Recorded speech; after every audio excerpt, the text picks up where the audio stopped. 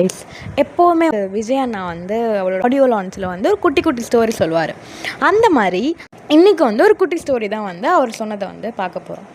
இது வந்து வாரிசில் சொன்ன ஒரு குட்டி ஸ்டோரி. அதுக்கு முன்னாடி உங்களுக்கு வந்து நிஜமாகவே விஜய் அண்ணா பிடிக்கும், நீங்கள் வந்து ட்ரூலி ஹார்ட்டட் ஃபேன் அப்படின்னா நம்ம சேனலை சப்ஸ்கிரைப் பண்ணிவிட்டு பாருங்கள், பார்ப்போம் எவ்வளோ பேருக்கு பிடிக்குதுன்னு. வாங்க வீடியோக்குள்ளே போகலாம். ஒரு ஸ்கூலில் 2 பசங்க படித்தாங்களாம். ஒரு பையன் எப்போவுமே வந்து ஃபஸ்ட் ரேங்க் எடுப்பானாம், இன்னொரு பையன் எப்போவுமே லாஸ்ட் ரேங்க் தான் எடுப்பானாம். ஃபஸ்ட் ரேங்க் ஸ்டூடெண்ட் வந்து எப்போவுமே வந்து ஒரு பயம் இருக்கும் அவனுக்கு. என்னென்னா நம்ம வந்து எப்போவுமே ஃபஸ்ட்டாக இருக்கணும், யாரும் நம்மளுக்கு மேலே வந்து போயிடக்கூடாது அப்படின்னு ஒரு டென்ஷன்லேயே இருந்தானாம். யாராவது எக்ஸ்ட்ரா மார்க் எடுத்துட்டா வந்து பொறாமப்பட்டுட்டே இருப்பானாம்.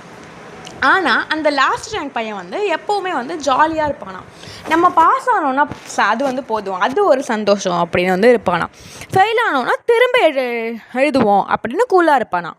ஒரு நாள் அந்த ஃபஸ்ட் ரேங்க் எடுத்த பையன் வந்து லாஸ்ட் ரேங்க் எடுத்த பையன்கிட்ட வந்து கேட்டானாம், நீ எப்படிடா இவ்வளோ ஹாப்பியாக இருக்க, இவ்வளோ சந்தோஷமாக எப்படி நீ உன்னால் இருக்க முடியுது, உன்னை எல்லோரும் திட்டுறாங்க, உனக்கு மார்க்ஸ் ரொம்ப கம்மியாக வருது, ஆனால் நீ மூஞ்சில் வந்து உனக்கு எப்போவுமே வந்து சிரிப்பாகவே இருக்கே, அது எப்படி அப்படின்னு கேட்டானா.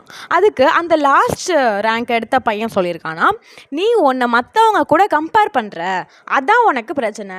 நான் யாரு கூடயும் போட்டியே போடலை, எனக்கு நான் தான் போட்டி. இன்றைக்கி நான் வந்து நேற்றை விட ஒரு விஷயம் வந்து எக்ஸ்ட்ராவாக கற்றுக்கிட்டேன்னா அதுதான் எனக்கு சக்ஸஸ் அப்படின்னா.